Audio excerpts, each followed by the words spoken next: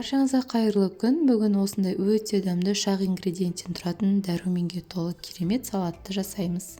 Бізге бар болғаны аршылған сәбіз, қызылша және сарымсақ тісшелері қажет. Барлық ингредиенттерді арнайы сәбізге арналған үккіштен өткізіп аламыз. Мен ең алдымен сәбізді турап алдым. Үккіштен жақсы өту үшін оның астына жиналған сәбізді алдыға қарай жылжытып, қалған сәбізді өткіземіз. Бізде осындай болып шығады. Енді сәбіздің үстіне қызылшаны да дәл жаңағындай етіп үккіштен толығымен өткізіп аламыз. Үккішті тазалап алып тастаймыз. Сарымсақ тісшелерін пресстен өткізіп немесе пышақпен турап қосамыз. Қаласаңыздар сарымсақты дәміне қарай қосып немесе алып тастасаңыздар болады.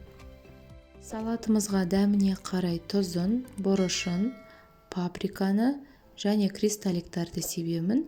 Содан соң сірке қышқылынан бірнеше тамшы тамызамыз. Қызып тұрған майымызды салаттың бетіне құямыз. Сұйық майды міндетті түрде қатты етіп қыздырып құямыз. Барлығы толық араласқанша қолымызбен немесе қасықпенен жақсылап араластырамыз. Дәмін тексеріп жетпеген дәмдеуіштерді қосамыз. Дайын болған салатты алып арнайы тарелкаға саламыз. Бетіне кунжут дәнектерін сеуіп шығамыз. Салатымыз толықтай дайын.